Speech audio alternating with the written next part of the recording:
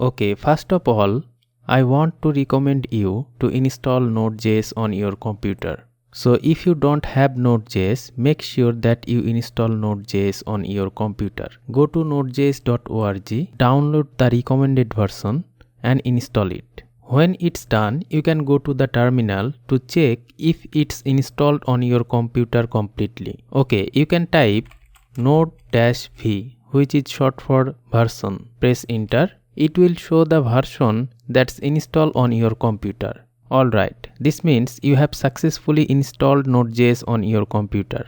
Okay, next we need VS Code editor. You can use whatever you want. If you don't have it, go to the code.visualstudio.com, download it and install it. Here is the VS Code editor. Let's go ahead and create a new folder somewhere on your computer. The name does not matter, but why don't we call it maybe node.js_API.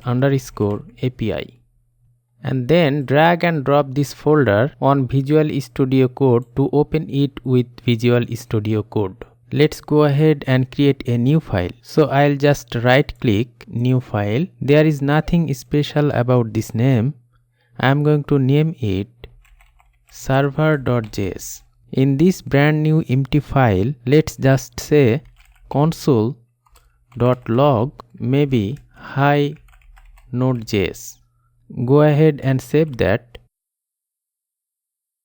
Now open up terminal in VS Code, then just run this command with me. Let's say node and then the name of our file. So server.js. Hit enter and you can see hi node.js. So this means we successfully just executed our node application. One thing I want to show you that if I make a change in console log, for example console.log hi there, now save it, you can't see hi there in the terminal. We have to run node server.js again. Every time I make change in the project, I have to run this command again. So this is time consuming. Now if you want the terminal to restart, we need to install nodemon as a dev dependency. Okay, let me show you what I mean. In the terminal, let's type npm init-y.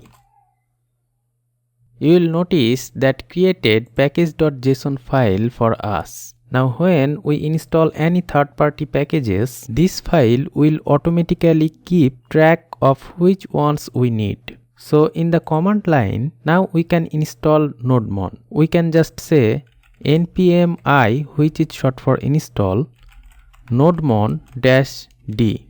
We install it is in dev dependency. Go ahead and press enter.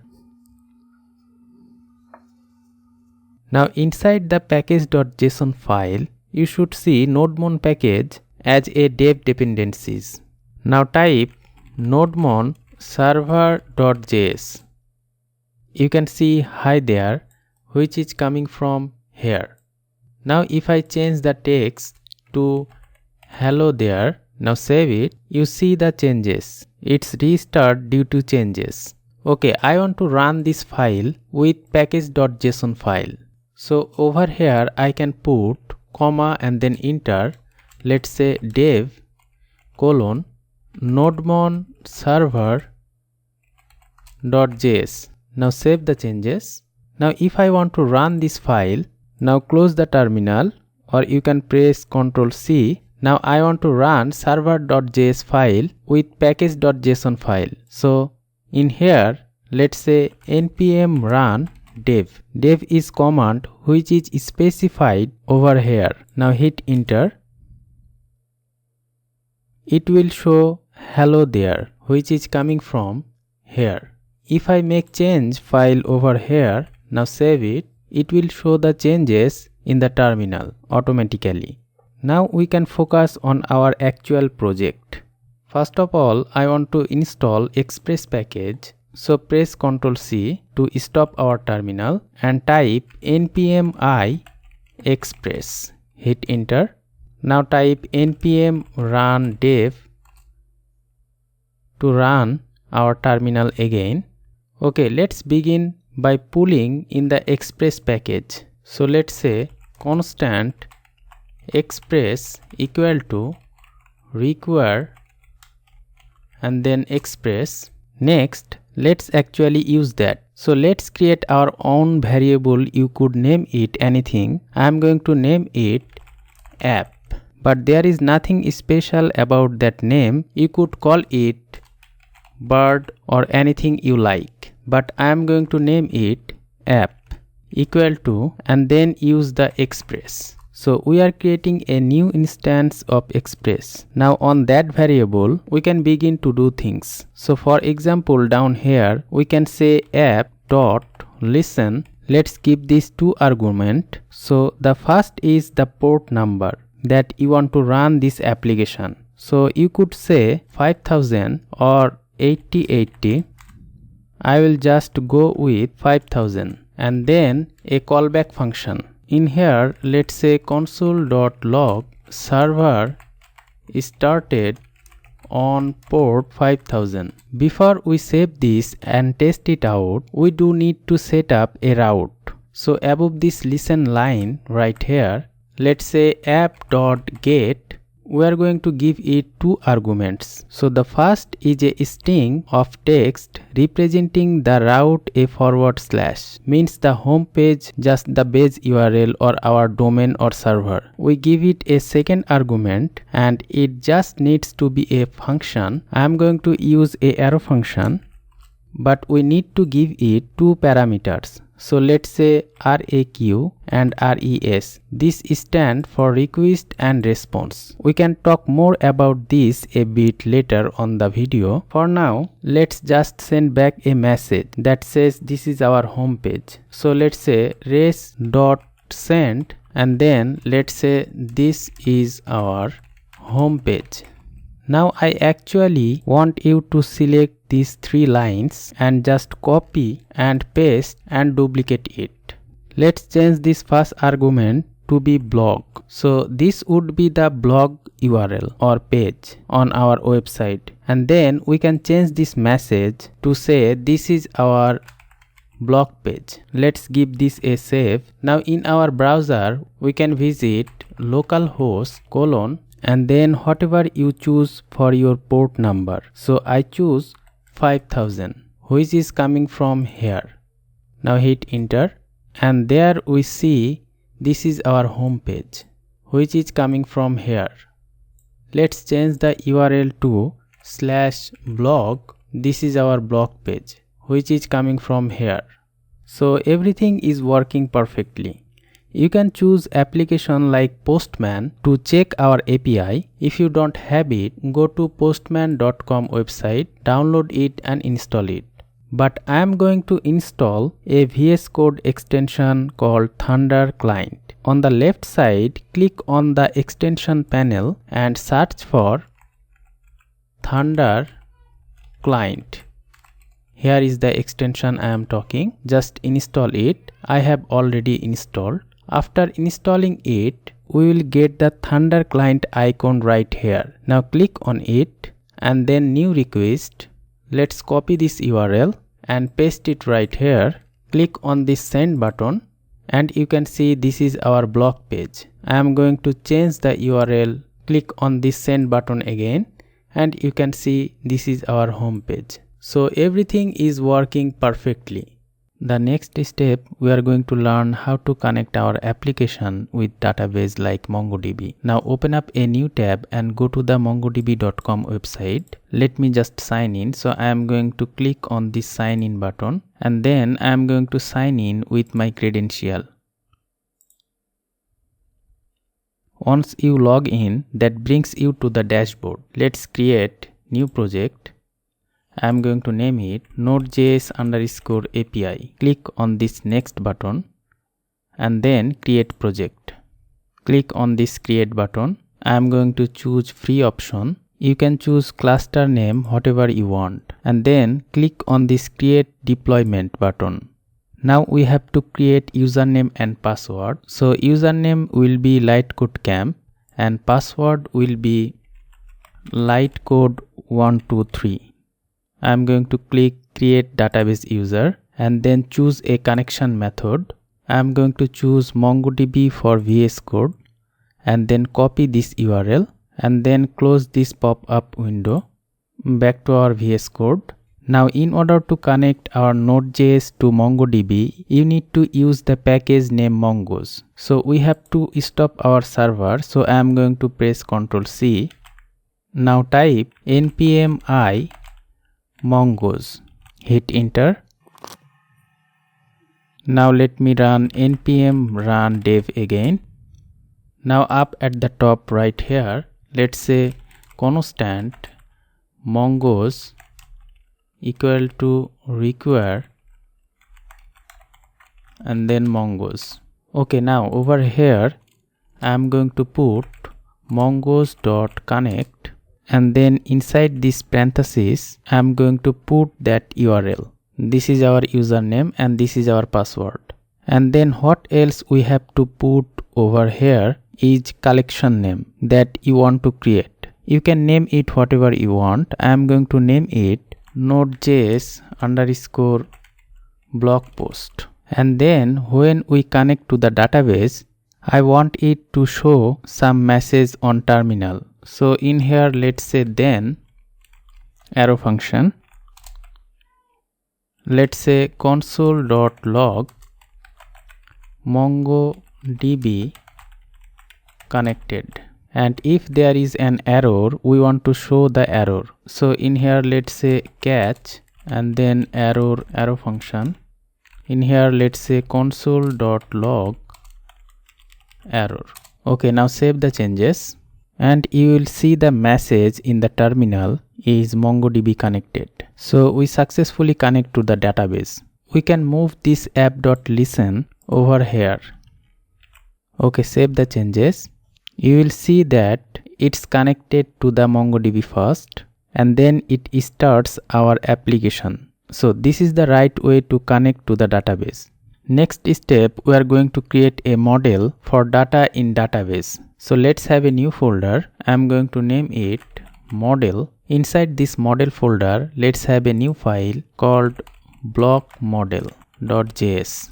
Okay, in order to create block model, we need to include mongoose in this file. So in here, let's say constant mongoose equal to require mongoose. Everything that's interact with database, we have to use mongoose. In order to create product model, we need product schema. So let's create product schema variable. So below that, let's say constant block model equal to mongoose.schema and then curly brackets. In schema, we will determine each field. For example, let's say I want title field. So let's say title colon and then object. So we can determine the data type of this field. So let's say type is string and required should be true. Also, you can put validation message. So first I am going to add square bracket and then true comma title is required. So if user does not input a title, so you can show this message title is required. And then we can put another field which is description colon object type will be string and required should be true. Okay, that should be required. Next I am going to add image field. Image type will be string and required will be true. Next I am going to add author field. Type will be string and required will be false. Below that I am going to add default will be John Doe. Below that I am going to add another field called author age. Author age type will be number. Required should be false. Now below this blog model variable, I am going to add constant blog equal to mongoose dot model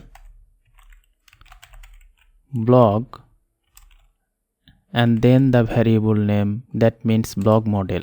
Now I am going to export this blog variable. So let's say module dot exports equal to blog. Now save the changes. Now I am going to show you how to use this model. Let's go into the server.js file. I will scroll up at the top and below that mongoose variable.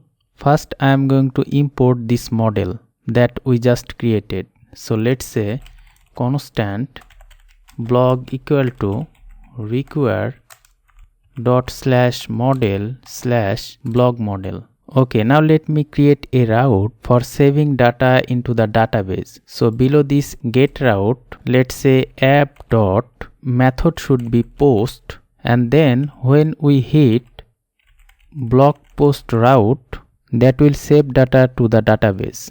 Then I am going to add asynchronous function. In here let's say request and response, and then arrow function. Now the question is, how can we access the data? Well, we can access the data via request over here. Okay, let me show you what I mean. In here let's say console.log and then request.body. Now save the changes. Now click on this thunder icon and then new request.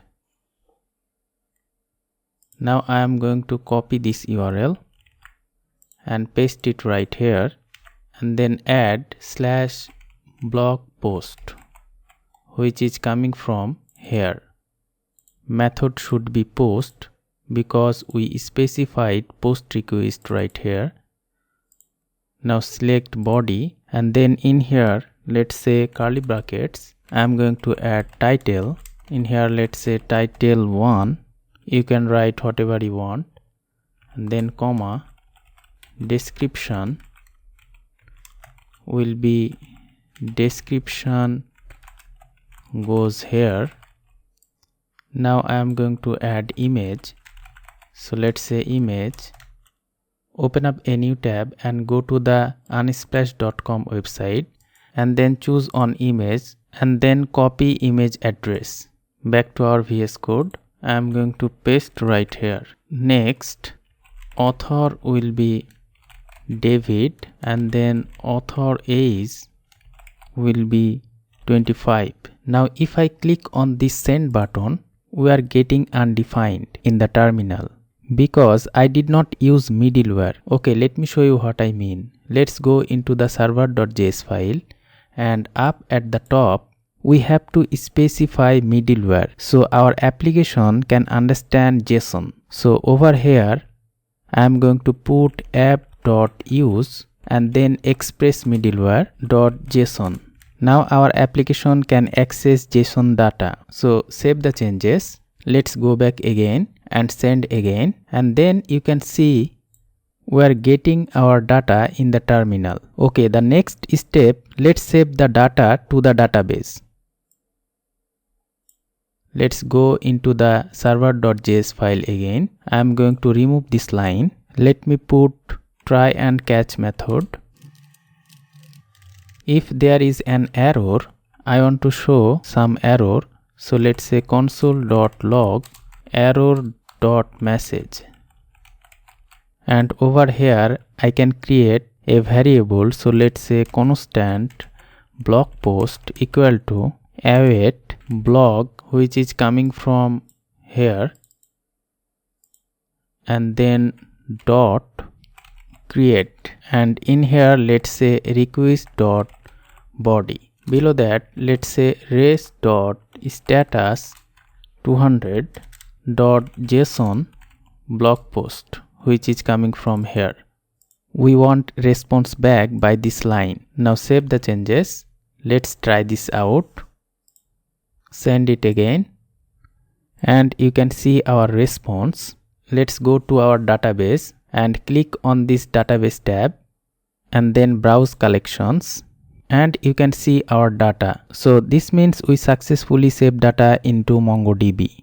Now we can include timestamp, which creates two fields, one for the creation time and another for the last update. This helps in tracking when data is saved to the database and when it is modified. Okay, let me show you what I mean. Back to our code. Let's go into the block model file. I will scroll down, and in here let's say comma and then curly brackets. In here let's say timestamps :true. Now save the changes. Let's test this out again. In here let's say title2. Send it again back to our database and refresh it. And you can see there are two new fields which are created at and updated at. Very nice. So we successfully create our post API. Okay, the next step we are going to learn how to fetch or get data from MongoDB. Okay, let me save more data into the database. For example, over here I will save title3. Let's click on the send button, refresh it, we get title3. Let's add more data to the database. Let's change it to title4. Okay, let me change the description. I'm going to copy this one and paste it right here and change the author name to Thomas and the author age will be 22. Now send it, refresh it, and then you see title4. Okay, now the question is, how can we fetch data from the database, or how can we get data from the database? Well, it's really easy. Let's go into the server.js file. To get data, we use getRequest over here. Okay, let me show you what I mean. First, I am going to copy this post route and then paste it below and duplicate it. I am going to change post to getRequest. In here, let's say block post. And then in here we use find method to get our blog post with empty curly brackets. In here let's say blog post, and in here also blog post. So basically it will get all blog post. And next we are going to response this blog post to the client. Okay, if we get an error, we can send an error response to the client. So in here let's say res.status 500.json and then object message will be error.message. Let's copy this line and paste it right here. Now save the changes. Let's test this out. Now I am going to click on this Thunder client icon and then new request. I am going to grab this URL and paste it right here. This should be blog post because we specified blog post. Now click on send button and you can see we get all blog post from the database. So our get request is working fine. Now we want to get a single blog post from ID. So we are going to learn how to fetch or get single blog post from MongoDB. So let's go into the server.js file. I am going to copy this get route and paste it below and duplicate it. To get a single blog post, we have to specify the ID over here like /:ID. So the question is, how can we get this ID? Well, we can get this ID from request.params.id. So in here let's say constant id equal to request.params.id, or we can distract id from request.param. So below that let's say constant id equal to request.params. That means both are same, and then we drop this id over here and the method should be find by id. This one should be blog post, also this one should be blog post. Now save the changes. Let's test this out. Open up a new request. I am going to grab this URL and paste it right here.